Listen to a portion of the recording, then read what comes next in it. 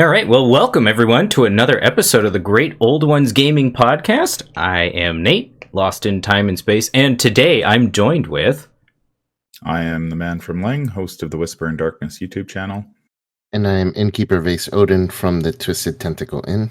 And, well, here we are, guys, for our first Call of Cthulhu video review. Yes, very exciting. Very exciting. We got a lot of great feedback regarding our audio review for Gateways to Terror, so we figured we wanted to upgrade to video. And look at us, here we are. You can see all of our wonderful faces. Beautiful. Yes, my fat face. So, guys, what scenario are we taking a look at today? It's looking like Mr. Corbitt from Dimensions of Madness expansion for 7th edition Call of Cthulhu. Which was... Yes, this is the other Mr. Corbitt scenario, since there are, I believe, two that are named thusly. Yeah, Mr. Corbitt's he's a recurring character in the Call of Cthulhu universe. He's also the owner of the house from The Haunting as well. Oh, he is? Oh, I thought he was unrelated to that one. I know that there was a Mr. Corbitt in that. I believe Corbitt house. I believe it's the same character, but I didn't know there was a relation to that. Interesting. I would assume anyway, but there may not be, and I'm sure someone will fact check it in the comments. For sure they will. This adventure was written originally, the first one that Man from Lang mentioned, was written by Sean DeWolf, and it's been updated for 7th edition by Lynn Hardy. So, without going into spoilers, the scenario introduces the player characters to their well-to-do neighbor, Mr. Corbitt, who has been receiving some strange packages at his house late at night. And the investigators, upon seeing one of these strange packages, are inclined to investigate exactly what their neighbor is up to. Yeah, the triggering event for the scenario, which, by the way, briefly wanted to mention, the scenarios in the entire Mansions of Madness book are meant for intermediate players. Intermediate both in difficulty as well as complexity for handlers. So where Gateways to Terror was like introductory scenarios, Mansions of Madness is meant for those who are a little bit more experienced with the game.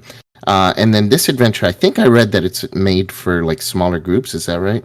Yeah, I would imagine you wouldn't want more than 3 or 4 players in a scenario like this. Yeah, so then the thing you mentioned, Mr. Corbitt, the adventure kicks off with him walking into his house, his mansion, and you are, as investigators, you live in a house or staying in a house in another mansion right nearby or across the street, and you can witness him dropping something from one of the packages that he's receiving, and it turns out to be a human body part. And dun, that's the that's a triggering event, and I actually have a problem with that triggering event right off the bat. I do too, but before we get into our full review, let's throw up our obligatory spoiler warning. For those who are interested in experiencing this scenario for themselves, be sure to send your keeper this way. And for those who are looking for advice, well, here you are. Okay, so continue.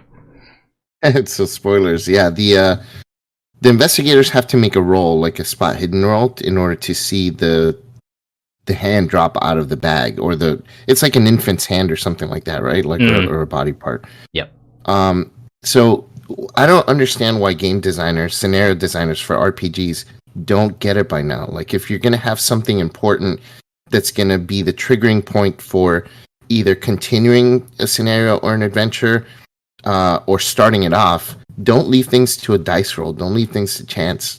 It just creates a problem for handlers, and for keepers, and there's no benefit to making that roll other than to make the players for the moment feel cool by rolling die. Oh, I passed or whatever. But if everybody fails, then what? Then the story doesn't move forward. You have to scramble as a keeper to figure out a different way to introduce them into the fact that there's something wrong with Mr. Corbitt, right?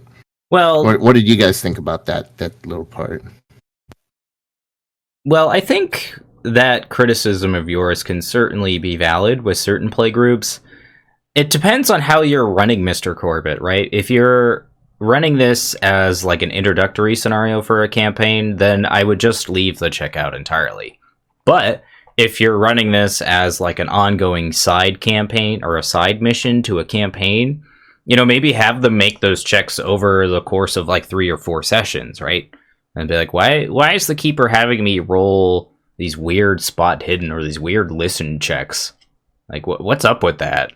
And that might actually like spur the player to be like, there must be something going on with this if the keeper keeps bringing it up from session to session. So I think it depends on how you're running it, but I totally agree that if you just throw in that spot hidden roll or that listen roll and then the player fails it and you kind of flounder around to get the investigators to start the mission, then yeah, this is a problem. Yeah, it doesn't work if you're using this as an introductory scenario for sure, because you can't have the adventure hinge on a random die roll. I mean, somebody has to notice this event in order for things to kick off. But I do agree with you, Nate, that if you were playing this as part of a larger campaign and you had perhaps introduced the Mr. Corbitt character at some point earlier, then calling for a check to notice it, I think works all right, I guess, for that sort of thing, as long as you have no as long as you're not hinging on that being the thing that happens in tonight's session, right? If you're like, I have nothing planned, and well, they're going to succeed on this spot hidden check tonight in order to kick off this side scenario I have planned. Well, that can and will fail sometimes. So Yeah, and once the roll is made, then there are certain things that can happen. Like the investigators can take things into their own hands, or it says in the book some of them might come up with the idea of calling the police, which is a totally valid and viable option for investigators that aren't, good at defending themselves, and they're more basically want to be hands off with these kinds of things. So then, what happens if they call the police, Nate? Do you remember? Basically the police show up and they either hang out with Mr. Corbitt and they leave with a bunch of his vegetables from his garden and nothing happens, or the police can be brutally murdered, which leads the players to take a sanity check. Oh, yeah. That's great. So it depends on how the keeper wants things to go down. I personally, depending on when the players do it, I would more than likely have the police either be like, what, Mr. Corbitt, that guy? He's the nicest guy in town. You must be crazy. And either have the police show up and then do the former where they leave with a bunch of vegetables and have a good time and leave with a pleasant exchange for Mr. Corbitt, or I would kind of throw that back in the player's face and I would make the police wary of the investigators. Because how dare they question the integrity of such an outstanding citizen like Mr. Corbitt. I love that aspect of it. Like, Mr. Corbitt he's just so well liked in the neighborhood and by the community that it makes it even more tricky and difficult for the investigators to really dive deep into him, because everyone seems so unwilling to believe that Mr. Corbitt is up to something that's no good. And I think what you guys both mentioned earlier, where if you're running this as a long overarching story of a campaign, then you can really develop that even with your own investigators. Just make Mr. Corbitt be really friendly and nice, play that up for several sessions, and that way even the investigators themselves probably would get to a point where they're not going to believe that he's up to something himself. Mm. And I think that's where the scenario works the best. Yeah, this is the type of scenario I like when I'm when I'm running games, whether it's Call of Cthulhu or Dungeons and Dragons, where you can introduce a character early if you're running a campaign and have that character linger in the background for basically as long as you feel is necessary before you decide to trigger this event. And I know in some of the stuff I've run, these characters just I never trigger them, but it's nice to know I have them in the background in case something stalls out or the campaign doesn't go in a direction that you expect. It's nice to have a character like this who you can say, I have this scenario ready. I can trigger Mr. Corbitt and send the investigators on this investigation. But if the campaign goes in a direction that you weren't expecting and the players are busy with other stuff, then you can just let Mr. Corbitt lie fallow until the time comes. There's no urgency to it. And the other thing I do like about the start of this scenario is that so often I find in Call of Cthulhu scenarios, the investigators are involved by other people. I was reading one recently where it's like it always seems like the investigators are contacted by somebody else who has already done the triggering event. Mm-hmm. And I find that really, I don't like that as a keeper where somebody else is doing the thing. And so I appreciate this scenario where, no, the investigators are the ones who trigger it. It's not, I think if this was written slightly differently, you could have, say, the police trigger it, right? Or another neighbor trigger it or something like that, where another neighbor sees something suspicious and contacts the investigators.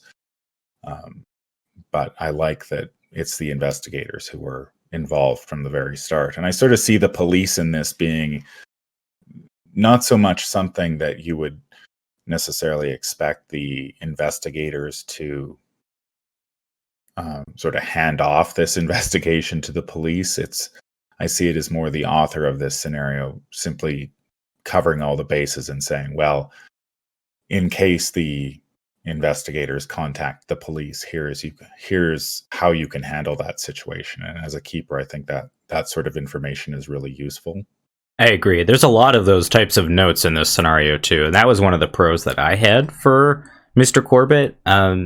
One thing that you had touched on, Man from Lang, that I liked about this scenario quite a bit is its modularity, is the fact that you can make Mr. Corbitt any relevant NPC to the investigators. You could have them set in any location, which is really nice.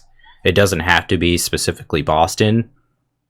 So there's a lot of great, there's a really great basis for a scenario here that you can really tailor to how you want to run it, which is great.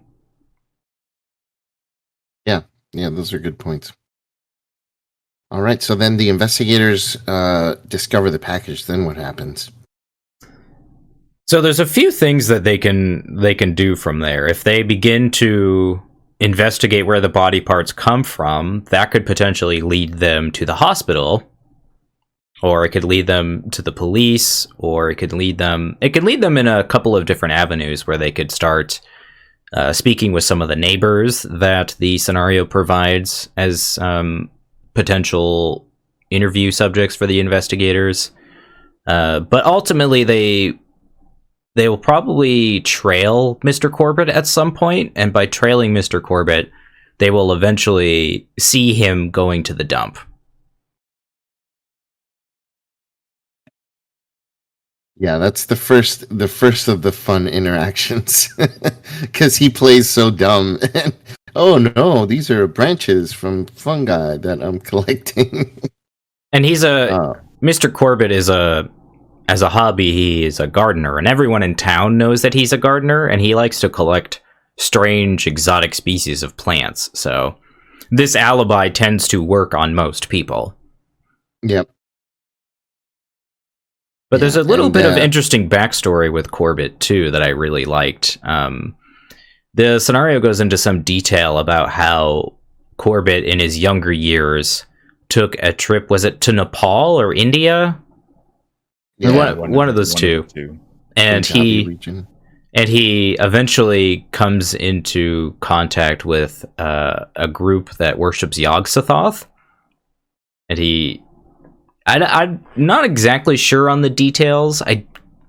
It's been like a week since I read it. It was actually his father. So his father got involved with this cult of Yog-Sothoth. They were taking hallucinogenic drugs, and he would basically do their cult rituals and stuff while taking these hallucinogenics. And during one of these trips, he ended up seeing an avatar of Yog-Sothoth, and the avatar told him to bring his son. So he ended up calling his son out of medical school, the son being Mr. Corbitt from the scenario. So Mr. Corbitt leaves medical school and takes a trip to go see his father, where Yog-Sothoth then kills the father in front of him, and then possesses his mind and realizes that he's really bright and he could possibly use him, and then just lets him go back home. And then that's kind of how he got involved with this whole thing, with this whole cult thing. And once he got back home, he married and had twin sons, but the wife and one of the sons died within a few months after birth. And then the other son was an abomination. Basically, it was just completely deformed.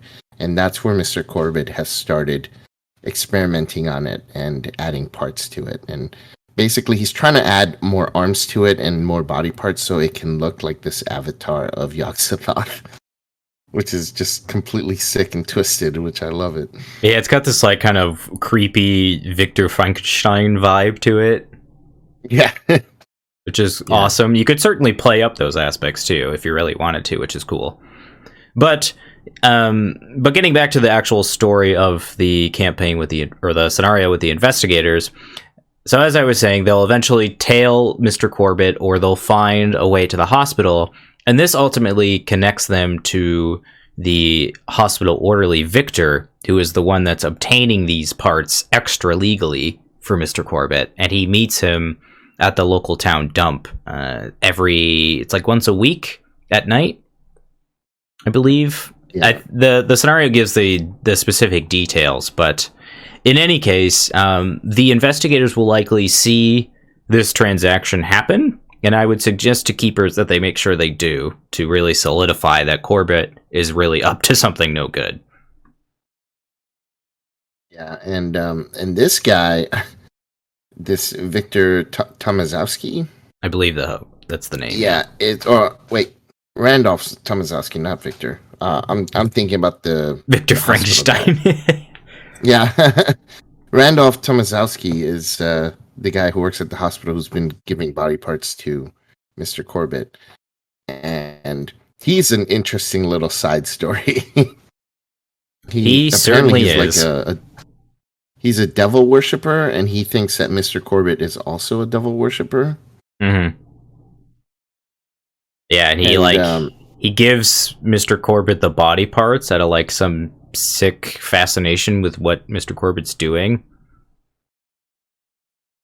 Yeah, and then he ends up getting caught with gets in trouble with the police because he's been killing like small animals and eating them. so the police end up arresting him or something like that. Mm-hmm. Like it's such a funny little side story that can really throw off the investigators because they if they interrogate this guy or find out a way to get information out of him, he's going to tell them that Mr. Corbitt is a devil worshiper, right? Or that he suspects that. And they're going to think that that's the angle. They're going to think that this is the whole thing behind Mr. Corbitt, right? It's possible. It's certainly possible that they'll think that. I would assume that it's likely the player's first assumption. But in any case, they'll see this transaction go down, and eventually they'll make their way to Corbitt's house to find some sort of piece of incriminating evidence. Yeah, see, I think this is the part where I started to have some issues with how the scenario was described, simply because I think this is where the intermediate tag comes in, because I think if you were to play this with a a new group who weren't really accustomed to how Call of Cthulhu works, I think they would struggle to figure out what the next step is, or what options were available to them. And I could see other groups simply taking the most direct approach possible, that being going into Corbitt's house right away without basically ignoring most of the other things they could do, and just taking as direct approach as possible. And the scenario does address that.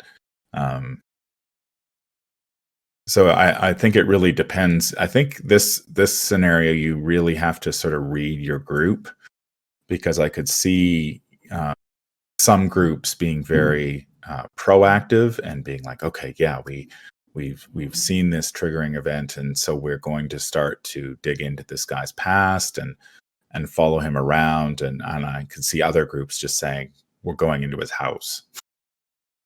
I know my group would do that. They would probably confront him right on the doorstep and attack him. So yeah, I find it's like it's a difficult line to walk between sort of expecting them to do A when option B is, especially if you have played other role-playing games where that favor confrontation far greater than investigation, where that might be their first inclination. Yep. Yeah, I agree. And it depends on the investigator's motives too, right? Like if they're trying to bring Corbitt to justice and, like build a case for him to get arrested or something like that, then maybe the investigators would be more inclined to do the investigative work. But by and large, I think I agree with that criticism, you guys, because that was something I had in my notes too, was that not only do the players they don't really have any motivation other than the motivation they give to themselves to do any of this investigative work, but just going to his house right across the street is just the path of least resistance. So even if they want to do the investigative work, they might just go over there as starting their investigative work, which kind of jump points the scenario to Act 3, essentially. Yeah, I think I think it's how you introduce this scenario can really determine how it plays out. If you introduce it, say, to a group that is involved in another campaign, I could certainly see them, or in a longer campaign, I could certainly see them going, okay, we have this thing, there's something suspicious going on, but we have bigger fish to fry, so we will try to hand this off to the police. And of course, the scenario makes it pretty clear that the police aren't going to get involved, which makes a lot of sense, since this is you're running this for the players to actually do the hard work, not the police.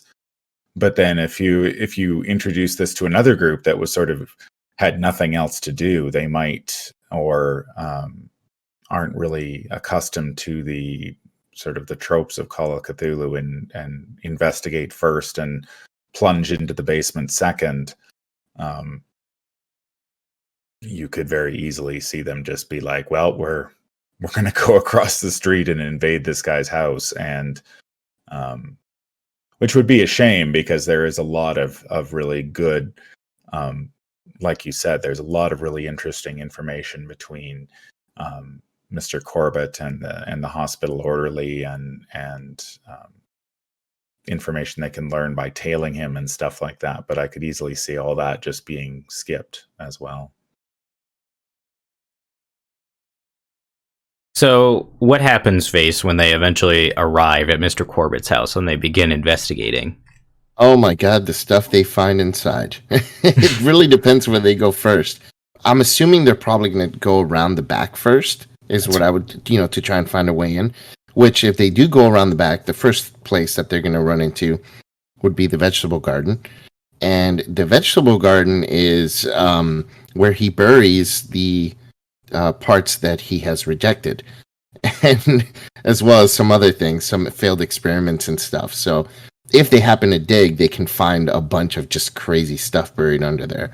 But there's also some crazy plants that are just like awesome. This is one part I really, really enjoyed about the scenario is the psychedelic plant is great because it can give them like some kind of an acid trip, like a bout of insanity, which is really fun. And I think if you have the right play group, it can be a really fun scene for them to have to like just be or have their investigator run through this psychedelic trip.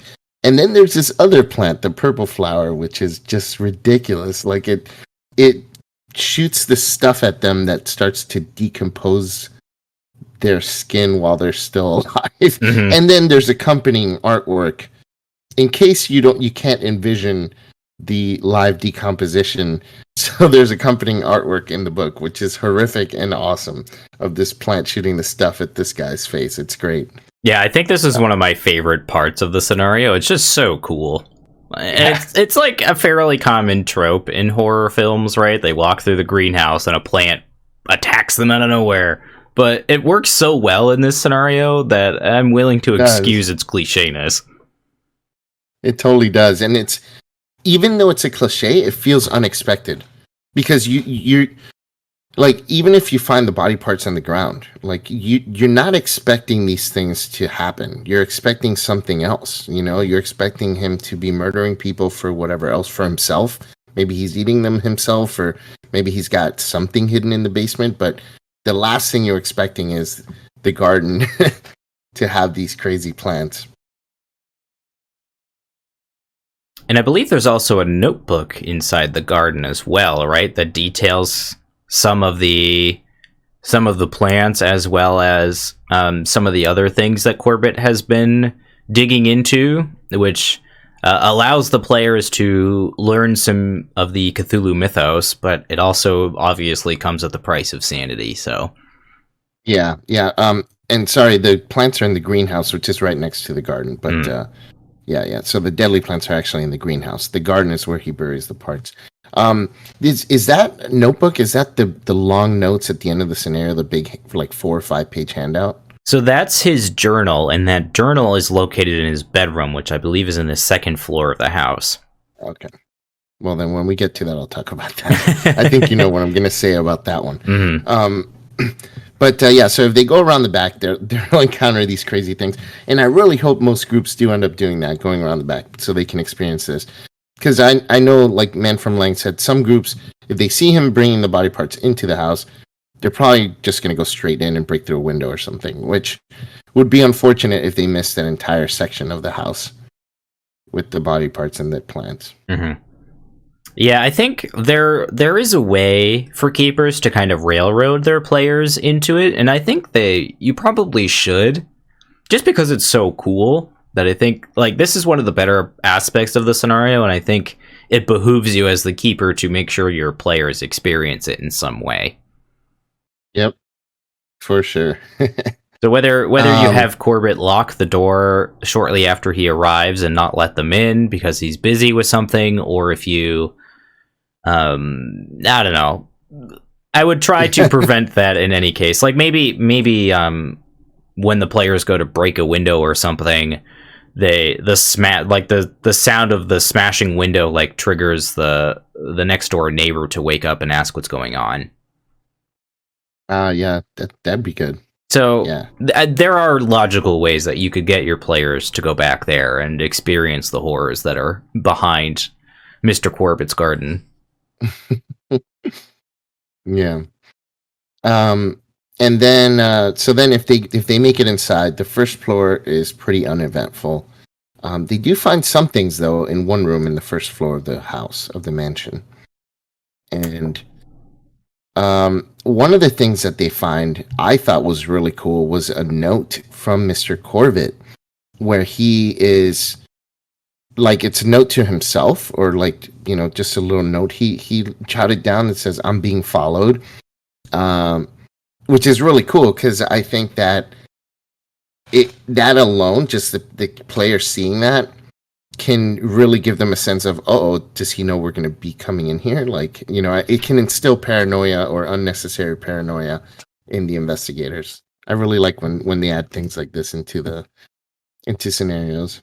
Yeah, it also makes the scenario feel more alive. Like, it makes Corbitt feel much more like a real person than just a thing for the players to interact with. Yeah, yeah. And then they find notes on the botanical experiments, which is, going to give, like you said, just more of a feeling of it actually making sense, that he has these plants in the garden and things like that, because he's experimenting with botanicals as well. And that's something that he actually can use as a tactic. He does carry some of that hallucinogenic with him, so he can actually use that if he's attacked by the investigators, which is also really cool. So then they finish the ground floor. There's not much in there. There can be this creature that's a failed experiment, but it like runs around and he lets it out sometimes, and it's like a spider woman thing. Mm-hmm. It's his former wife, I believe. Yeah, That's so turned into an amalgamation. Gives what me did you very think about that? gives me Color Out of Space vibes, the Richard Stanley film. Very Color Out of Space, yes, for sure. It's that scene with Nicolas Cage and the shotgun at the end of that movie. Yeah. Did Man from Lang? Did you like the Spider Woman aspect? Yeah, I thought it was all right. That's the whole scenario is sort of pointing eventually to the basement. So that's where I would expect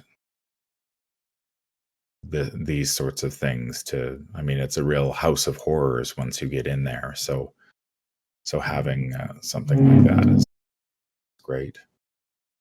Yeah, I agree. I thought it was really cool. Just like you, Nate. The first thing that I thought was Color Out of Space. Mm-hmm. Yeah. But if the investigators continue up into the second floor of the house, they will eventually find Corbitt's journal, which, while filled with mostly mundane information, there is a few important details that the investigators can glean from this journal. And Vase, I know you hate when people are read to, so I'm curious to what you think about this handout. I think it's too long, and I get what they're going for. And just like, I hate really long handouts because they slow down gameplay. But the minute you hand out a 5-page document to your players, they're all going to stop and read it. And the one's going to read it, and then the next person's going to be like, oh, let me read it. And then as you're trying to continue the story moving along, that person is not going to be paying attention. And then when they hand that handout to another player, that person is not going to be paying attention. Like, it's going to be a 30-minute thing of all your players one at a time not paying attention to certain sections of the game. I do not like that. I think these kinds of things should be summarized. I think you should say, as a handler or as a keeper, God, I keep saying handler, as a keeper, you found a journal, and then just bullet point the important things that they find in the journal, and just tell them you read through it at several pages, but this is what you found out that's pertinent. Like, giving such a exposition, a 5-page long exposition of story and things that are not necessarily important, it just slows down the game. I hate these handout things. And I appreciate the story or the scenario not having flavor text to read to your players. I like that they respect the intermediate level of keepers here in this one by not giving you flavor text, whereas Gateways to Terror did have a bunch of flavor text, which I also don't care for. I'm glad they didn't do that here. And they expect the keeper to be experienced enough to describe each room to the players. But the handout thing, I think, was a mistake. But that's just my I think the opinion. only way that you can make this work is if this is like the cliffhanger of a scenario where the discovery of the journal is the last thing that happens to close off the night, and then the players have a chance to read the journal on their own time between now and the next session. But the way the scenario is structured, it could very well be, the scenario might not last more than one session. So it's tough to I agree with you, Vase, that I think when I saw that, I'm like, man, this is this is a lot of information for players to digest, and depending how many players you've got, it's going to take a huge chunk of time to deal with. Yeah, I agree with you guys. I'm not a big fan of the exposition dump in a lot of these scenarios. It was a criticism we had of Lover in the Ice, a Delta Green operation that we reviewed a couple months ago. And yeah, I feel the same way here. It's too much. And I would agree. I would just bullet point the relevant information to my players and move on. Because there's so much perfunctory information that they can find in the journal that they might just get hung up on, that doesn't serve any ultimate purpose other than fleshing out Corbitt's character, which is cool, but it doesn't move the scenario along. And like Man from Lang said, like, it would be a great tool for the end of a session or like a cliffhanger, because then it's already over. Like, you're not interrupting the flow of the scenario. But as it's written, you know, first of all, role-playing wise, it doesn't make sense. You're in this house of horrors. By the time you found the journal, you've experienced possibly the Spider Woman, possibly the plants, possibly bodies buried, and possibly body parts in a fridge. So at this point, who's going to stop and read through 5 pages of a journal? Like, if you were in that situation, right? Even if you're an experienced investigator. Like, no, you're probably in danger. The last thing you want to do is sit down and read, right? So why even introduce that at that moment? And out of game, it slows down game, not just with the players reading and not paying attention, but there's tension that's being built up until this point, because you're being, like, you know, drizzled little bits and pieces of just how horrific this mansion is. And then this kind of makes you take a step back, and it releases all of that tension, all of it. I think if you wanted to have the players like find the journal, I think the best way to do it is kind of something like what Man from Lang suggested, and I would almost have them fight the child abomination thing, which is the final portion of the scenario. Is eventually the investigators make their way to the basement and they have a confrontation with Corbitt's child abomination thing of Yog-Sothoth. What I would do is I would have them have this encounter, and depending on how things go, I would either have them find the journal in the basement after the encounter, or I would perhaps have maybe a member of the police show up in the aftermath and say, hey, we found this journal, are you guys interested in it? Or something like that. So that way, I think as a keeper, you need to be like, if you're concerned about the length of the journal and you're not prepared to sit down and go through it and prepare bullet points to make it easier, I think your other option is to simply move the journal somewhere else. Like you say, move it to the basement.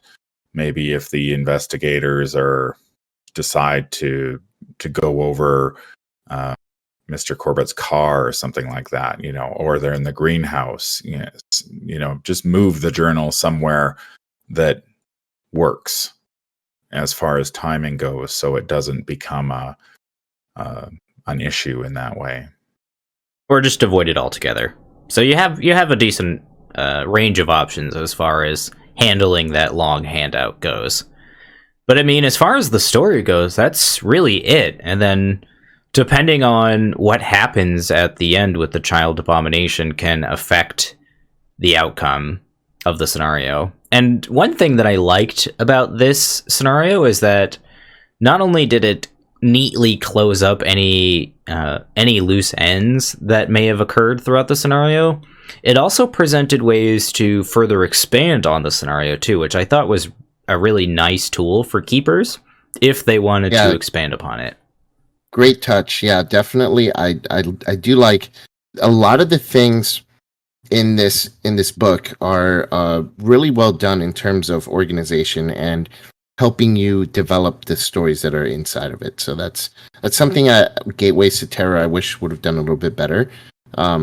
And this one, I think, at least with this particular scenario, definitely delivers in that, giving you a lot of different options to make this work further into a longer storyline. So what are your guys' overall thoughts on Mr. Corbitt? Man from Lang.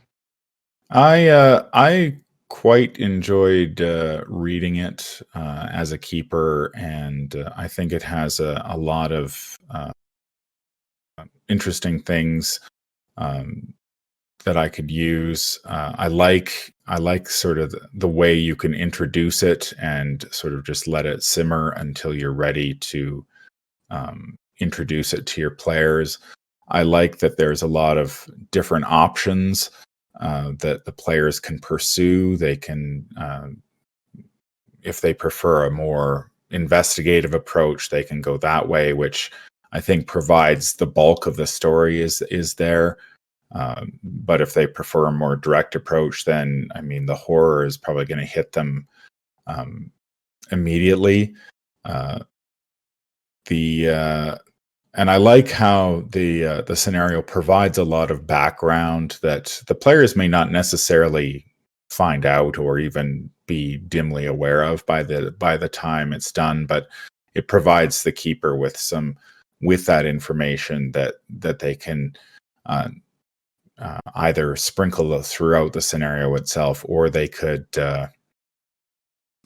use as they are about to introduce the scenario, say taking snippets of Mr. Corbitt's background, his time in the Indian subcontinent and whatnot, and sort of introducing those tangents. And at the time it doesn't mean anything to the players, but as the story unfolds, those little snippets that you've thrown at them, and this is something I love doing as a DM or a keeper, is throwing a lot of this sort of information at players, and it doesn't make a whole lot of sense until they dig a little bit deeper, and then they start to connect the dots and say, oh, okay, I see, this and that. It doesn't really affect the gameplay as much, but it's a nice touch as far as the lore goes. The couple things I didn't like about the scenario, one was while I liked the greenhouse, the sort of potentially insta death of one of the investigators kind of bothered me, largely because I sort of see the greenhouse as not being the main event. And I think it would be kind of awkward to have a player run into that, and then you're taking them out of the scenario pretty early, potentially, depending on their approach.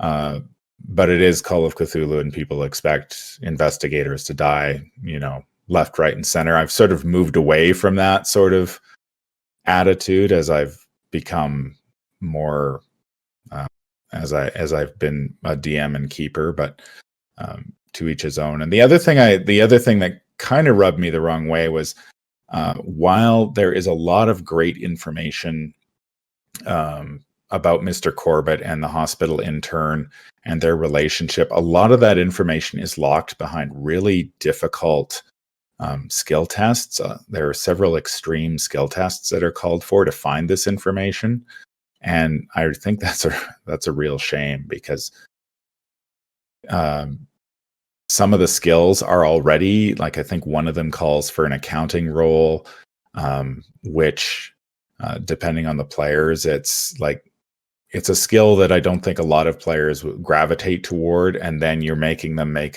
pass an extreme skill test to try to get that information.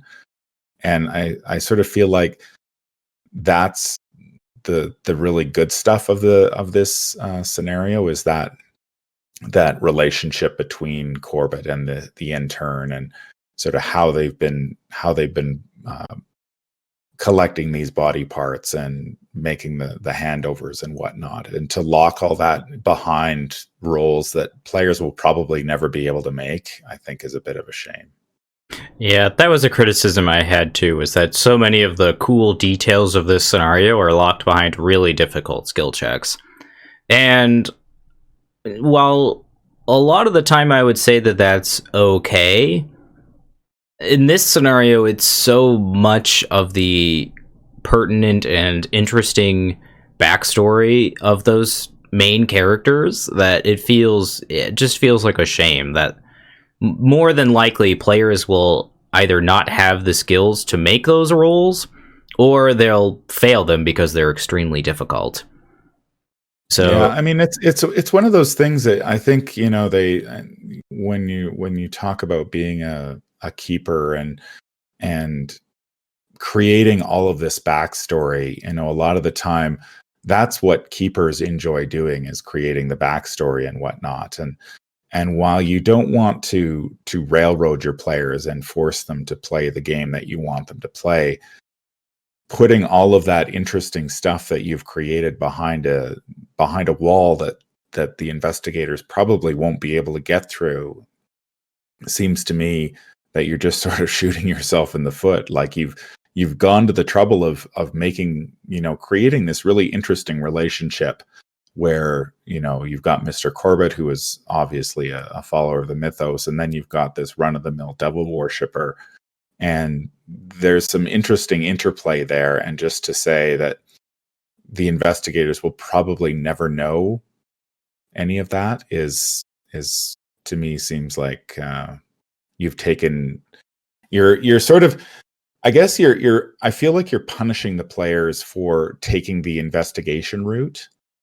Whereas, you know, if you're going to expect them to say, okay, we're going to tail Mr. Corbitt, we're going to dig into the hospital records, we're going to interview neighbors, we're going to interview hospital employees, and so they're going through all this legwork to really play the investigation game, and then you're just sort of throwing up a wall and saying, doesn't matter, you know, what you do here, you're not going to find the information, you know, anything interesting.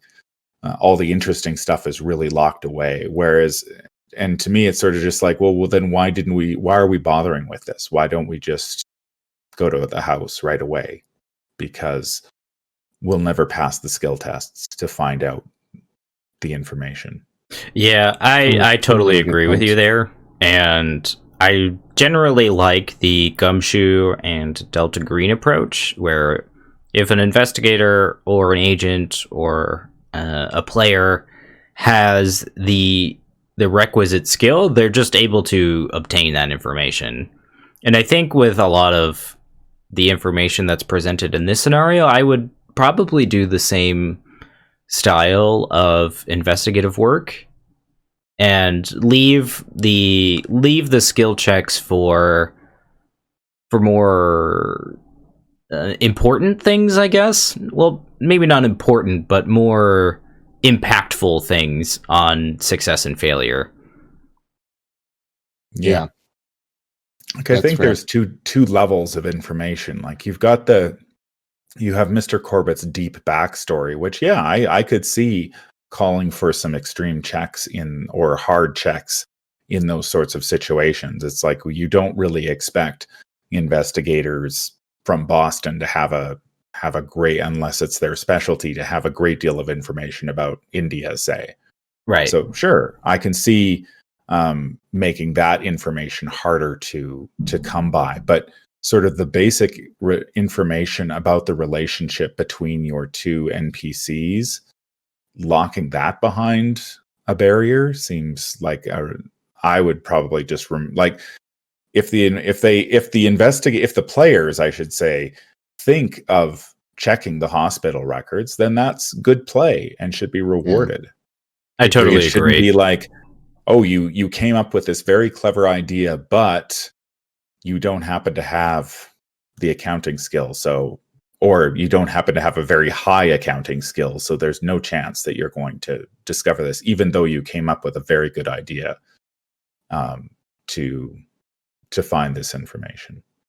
One approach that I take with skill checks like that is I've gravitated towards the yes but strategy, where I allow players, even if they fail, to discover the information, but I always give it to them at some sort of cost. Where it's, yes, you find out what you were looking for, but something happens. Or, but you trip and fall. Something along those lines, I think, makes those types of roles more interesting, while still being able to give your players the information you want to give them. Hmm. And I know the Call of Cthulhu has the pushed roll mechanic, which is sort of what you're talking about there, where they get a second crack at it with some sort of consequences attached. But personally, And I think the luck mechanic. Yeah, but personally, if I was to say investigate the hospital records and I didn't get anything on it, I would probably just be like, okay, I'm going to move on. Mm-hmm. And that's totally fair, yeah. And all of that stuff would just remain hidden, which, I mean, the person who created the scenario put all that information in there, and I feel like you want to share it with the players. That's the good stuff. Yeah, that's what makes the scenario interesting, is learning exactly what happened behind the scenes. Mm-hmm.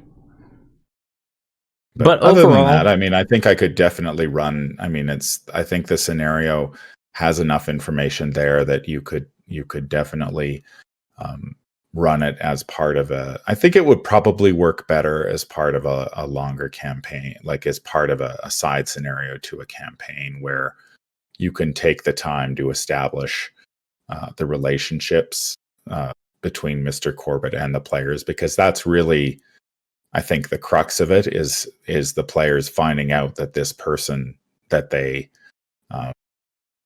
is something other than what they thought. I think that's the meat of it. And so if you're able to establish that, then the players, the approach the players will take will be quite a bit different as compared if you just say you have a neighbor, this guy that you sort of know, and you see this thing happen.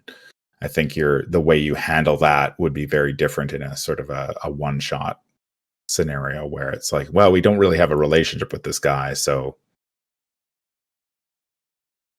I totally agree with you, man, from Lang. I would also argue that this scenario was much better interjected as a side scenario into a campaign, because like you said, the relationship of Mr. Corbitt and the investigators is really what this whole scenario hinges on.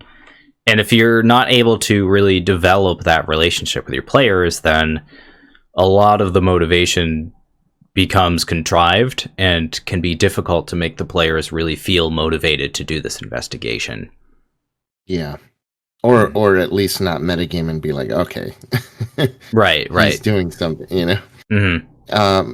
Nate, what are your pros and cons? I think overall, this scenario provides a lot of modularity, which is great. You can put Mr. Corbitt anywhere, in any location, at any time, and you can run this scenario without having to really change a lot, which is awesome. I like the themes of horror that are in play in this scenario, like we mentioned earlier. There's definitely some elements of Frankenstein. There's the elements of The Fly, The Color Out of Space. There's a lot of really neat elements that you could expand upon if you chose to as a keeper. And then the last thing that I put on my pro list was that I found that this scenario was actually fairly easy to run if you're an experienced keeper, as there isn't a lot of moving pieces.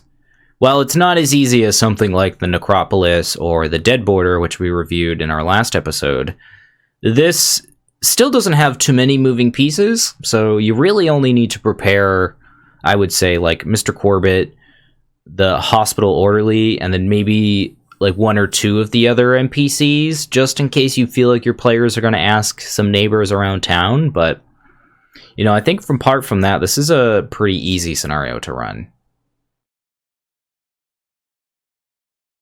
Any other cons than the ones that we've mentioned already?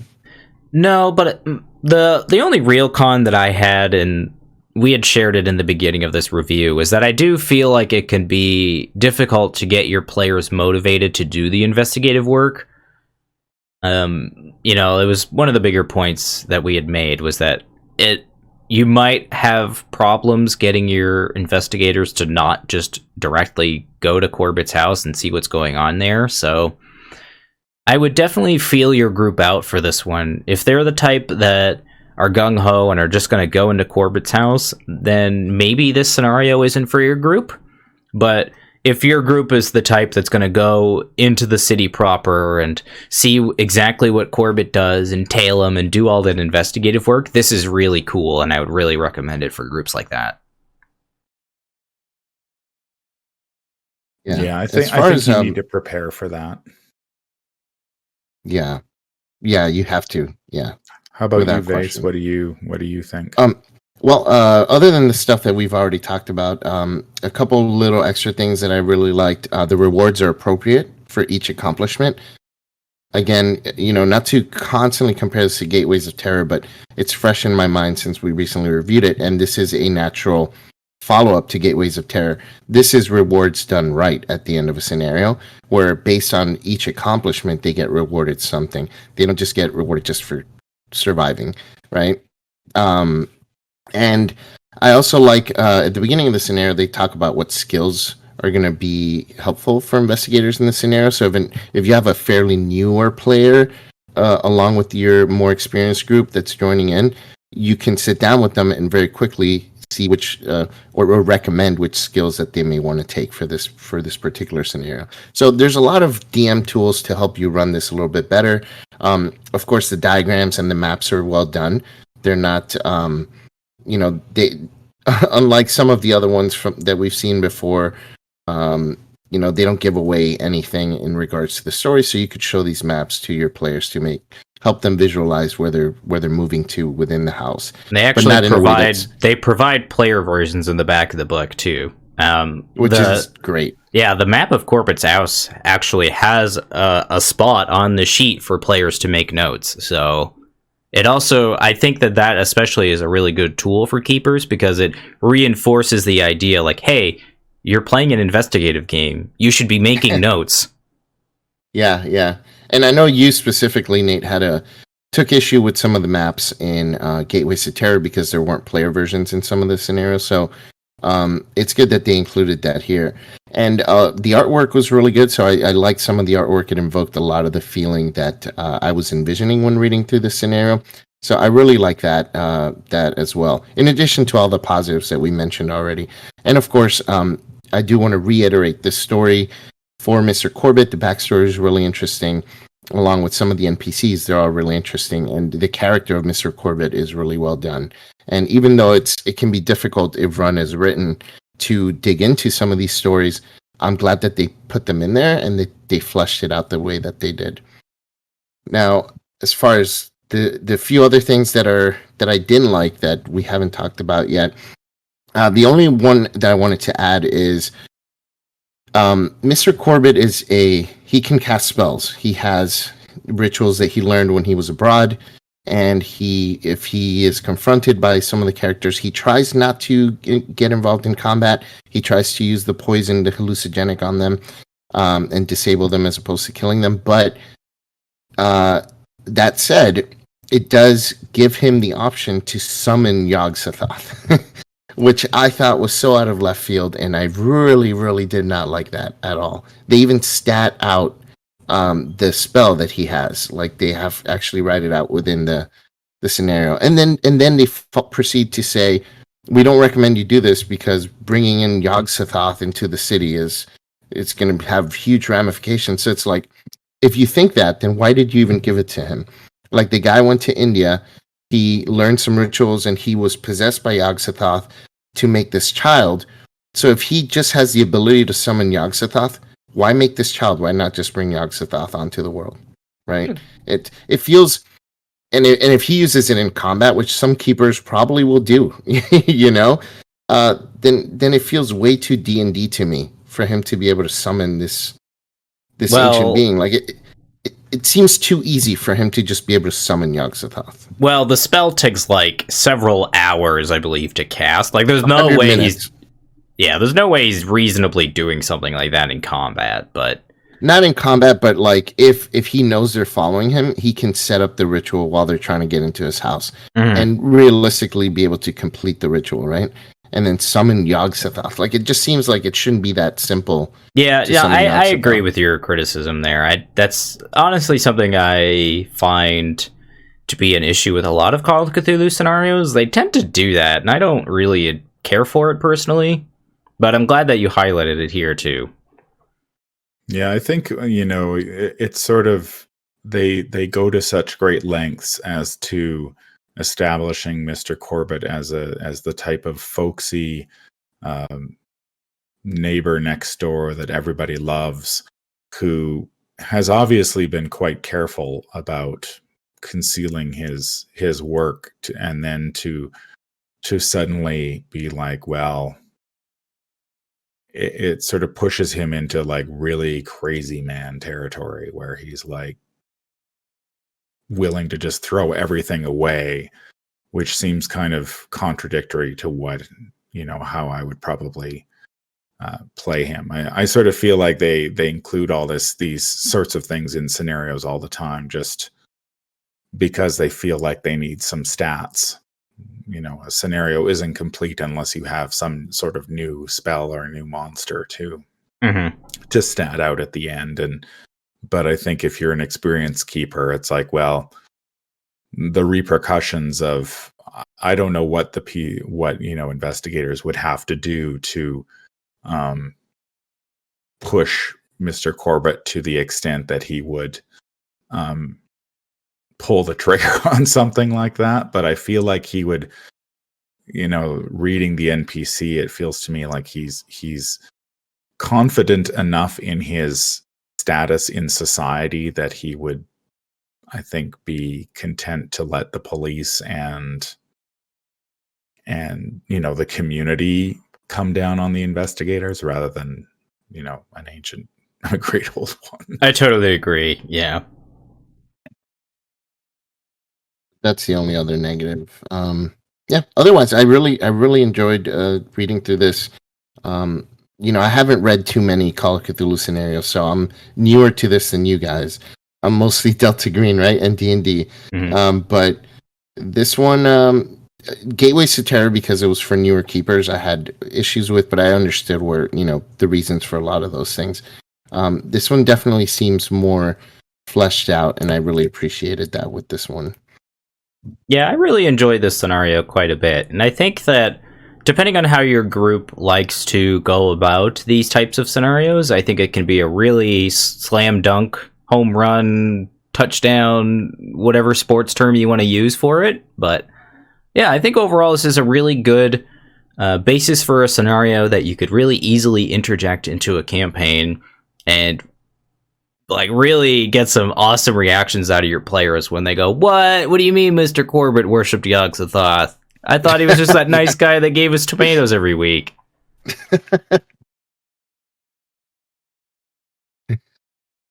Yeah, really fun. I like the character for sure. Cool. Any other final thoughts, guys?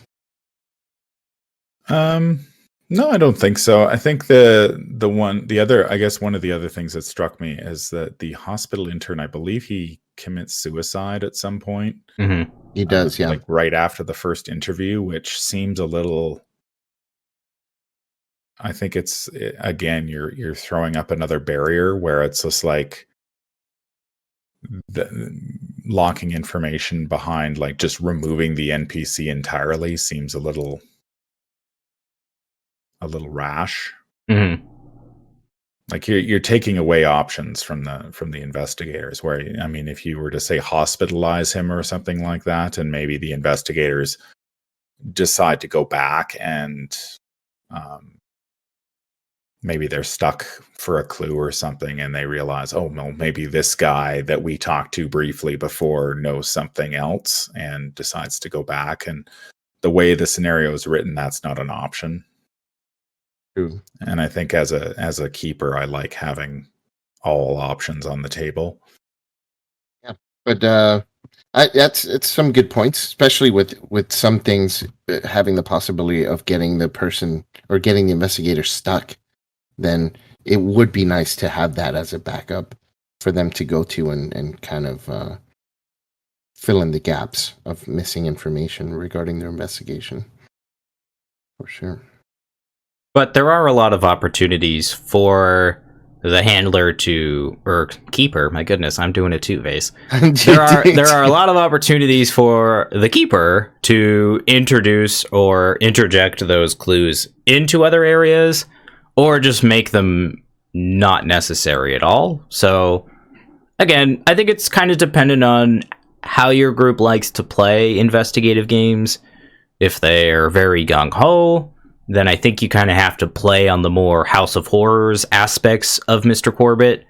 If they like the investigative portion of the game, then you can kind of play on the tailing of your next door neighbor, and I'm not crazy, he's crazy, I'm gonna prove it to you, just watch. And you can kind of really play on those sorts of dynamics.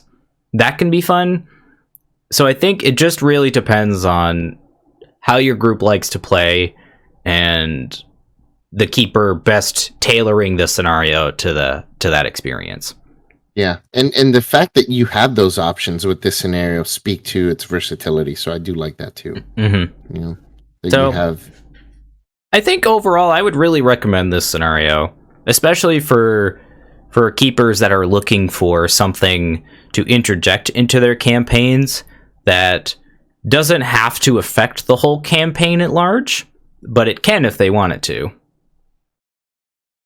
Yeah, I would recommend this too. Agreed. Yeah. And this is part of that book, Mansions of Madness, which has a few other stories, and I think we're going to end up reviewing all of them, right, Nate? I think that's the plan, yeah. So be sure to stay tuned on our YouTube channel, or if you're listening this in audio form, to hit the follow or subscribe button on your various podcast media form. And if you're watching this on YouTube, be sure to leave a comment down below and let us know what you guys think about this scenario, if you've run it, or if you have any suggestions for other keepers looking to run it. But that's been our episode, or that's been the episode of Mr. Corbitt. I'm Nate, lost in time and space, and I was joined with today. I'm Man from Lang, host of the Whisper in Darkness YouTube channel. And I'm Innkeeper Vase Odin from the Twisted Tentacle Inn. And we are the Great Old Ones Gaming Podcast, and we will catch you all in our next review. Mr. Corbitt. Corbitt. Corbitt.